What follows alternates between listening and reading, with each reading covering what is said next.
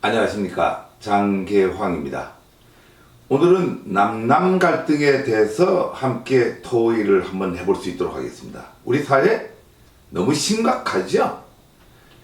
남북 간에 지금 뭐 이념 관계를 갖고 통일되지 못한 우리 분단 국가로서의 아픔도 큰데, 저는 뭐 현실적으로 그보다 더 아픔이 지역 갈등, 이념 갈등, 종교 갈등, 이런 3대 갈등을 꼽고 있습니다. 남남 갈등이 너무 심각합니다. 지금 뭐 대한민국의 여론이라고 하는 게 SNS를 켜보면은 조국. 사실 SNS에 들어가기가 겁나고 뉴스를 보기가 겁이 납니다.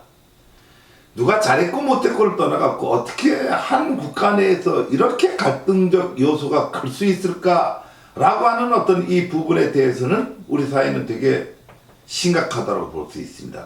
오늘은 이런 남남 갈등 요소가 왜 만들어진 데 대해서 한번 좀 분석을 해볼 수 있도록 하겠습니다.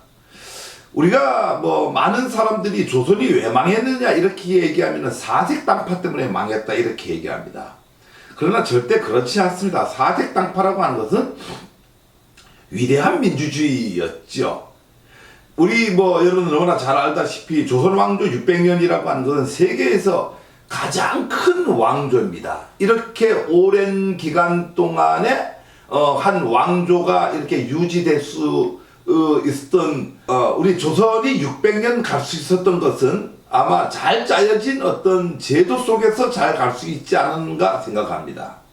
여러분 너무나 잘 알다시피 태조 이성계가 국가를 만들 때, 나라를 세울 때 정도전과 함께 왕권과 신권 이걸 각 50%의 지분을 가지고 있었고, 또 그 신권 자체는 각 당이 있어갖고, 물론 뭐 이 훈구파가 패함으로써 지방에 있던 많은 지방 세력들이 올라오면서 이제 이 당이 활성화가 되는데, 그럼에도 불구하고 이 왕권과 신권이 적당히 권력 구조를 나눠 갖고 있었다라고 하는 게 600년을 이어올 수 있는 권력 구조가 아닌가. 여러분 너무나 잘 알다시피 왕이 뭐 명령을 내려도 통촉하여 주시옵소서 이렇게 많이 하잖아요.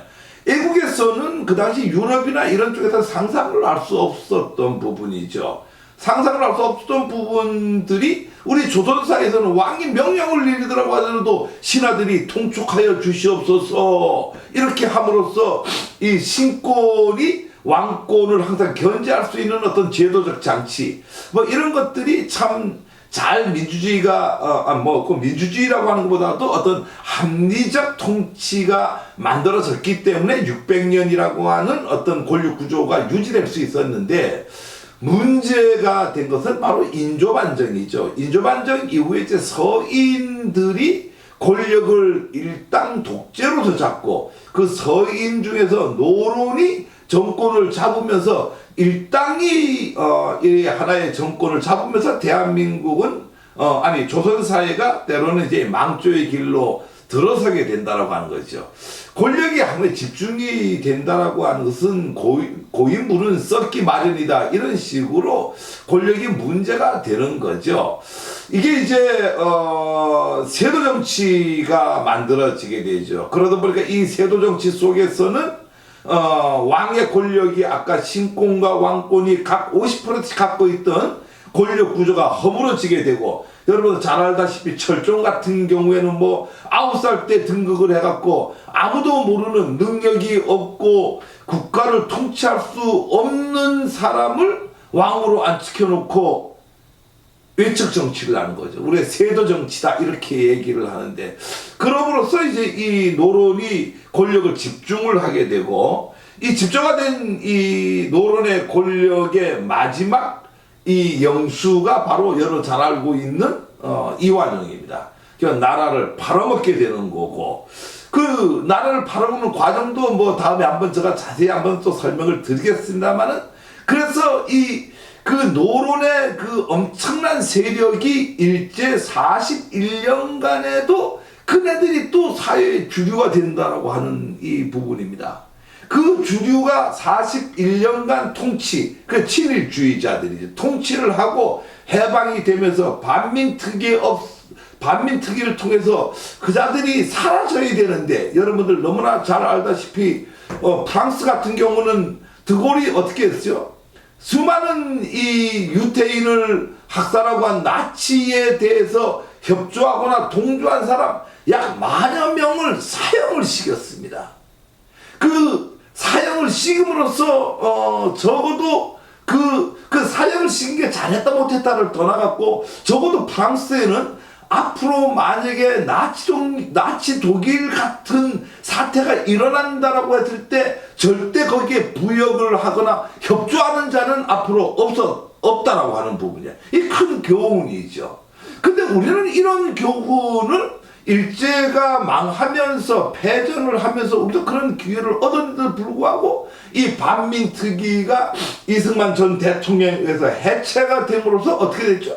그자들이, 그러니까 조선시대의 노론의 일당 독재 세력이 41년간의 또 일제시대 때도 또 주류가 되고, 그 이후에 사형을 전부 당해야 될 사람들이 다시 건국 초기에, 정부가 만들어진 초기에 다시 사회 주류 세력으로 일어나고, 그 세력들이 그대로 산업화의 주류 세력이 되는 거죠. 박정희 전 대통령 시절에 그 세력이 오늘까지 이어져 오고 있다라고 하는 거죠. 이런 부분 속에서 그거를 문제다라고 생각하는 민족주의자들과의 어떤 마찰, 대립관계가 오늘날 이 갈등적 요소를 갖고 오는 게 아닌가. 우리는 역사를 단정하지 못해서 잘못된 역사가 지금까지 이어져 오는 이런 과거의 역사 속에서 남남 갈등이 일어난다고 하는 거죠. 물론 많은 사람들이 박정희 전 대통령이나 김대중 전 대통령, 영호남의 지역 갈등을 얘기를 많이 합니다만은 그것도 상당히 문제지만은 그 이전에 우리 사회의 대통령이 누가 되든 관계없이 350년간 이어온 이 노론 세력이 사회 주류 세력이다 보니까 이런 어떤 갈등의 요소가 지속적으로 갖고 가는 게 아닌가. 최초로 우리가 몇십 년간의 일당 독재를 하다가 김대중 전 대통령에 의해서 당이 야당과 여당이 한 번 바뀌죠. 그게 거의 350년 만에 바뀐다고 보시면 됩니다. 그러니까 인조반정 이후에 최초로 여야가 바뀌었으니까요. 하지만 이 김대중 전 대통령은 워낙 핍박을 많이 받았기 때문에 그 김대중 전 대통령은 화합을 위주로 하다 보니까 사회 갈등적 요소는 지금보다는 좀 덜했습니다.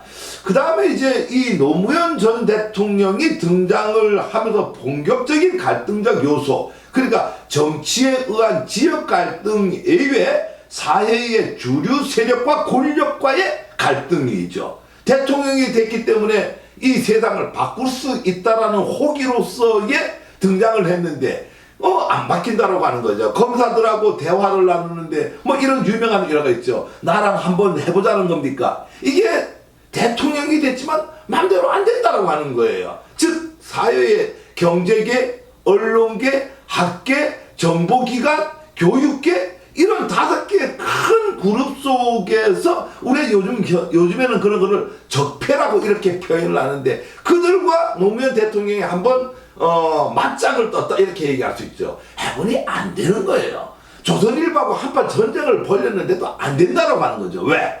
그네들은 350년간 인조반정 이후에 노론 세력이 사회 주류 세력으로 자리 잡다 보니까 대통령 한 명 바뀌었다고 되는 게 아니다라고 하는 거죠. 그 이후에 이명박 정권과 박근혜 정권이 들어서면서 적폐 현상이 좀 더 심화되고, 항상 심화돼 갖고 고이게 되면은 민초들은 일어나게 돼 있습니다. 민초들이 적폐를 청산해야 된다고 외치고 드러난 게 바로 촛불 집회고, 그 연장선에서 오늘에 와 있습니다. 지금 이 조국에 관련된 남남 갈등의 이 현상은 마지막 남아있는 이 적폐 세력과 이거를 바꿔야 된다라고 하는 이 촛불 세력과의 어떤 마찰, 이런 갈등이 아닌가 이렇게 생각합니다. 우리 사회에서 이런 요소가, 조국이 법무부 장관을 자격이 있고 없고를 떠나서 그런 문제들은 정치권에 맡겨서 순서에 의해서 법에 입각해서 어떤 청문회 절차를 거치면 했는데 청문회를 하기도 전에 낙마설이 나도는 이런 현상들은 조국을 편을 들건 아니건 자격이 있건 없건 관계없이 우리 사회가 아직까지 민주주의라고 하는 이 제도 속에서 성숙되지 못한 시민의식 뭐 이런 게 아닌가. 그런 모든 원인이 만들어진 것도 바로 이 남남 갈등의 요소가 아닌가. 내가 영남에서 태어나면은 나도 모르게 보수주의자라고 하는 생각을 가지고 있고, 호남에서 태어나면은 내 성향과 관계없이 진보라고 하는 감개주의, 감개 사상에 의해서 내가 그런 어떤 지위, 위치에 자리 잡고 있는 건 아닌가. 우리 스스로 모두가 한번 반성해 보면서 남남 갈등을 치유할 수 있도록 모두가 화합해 나갑시다. 감사합니다.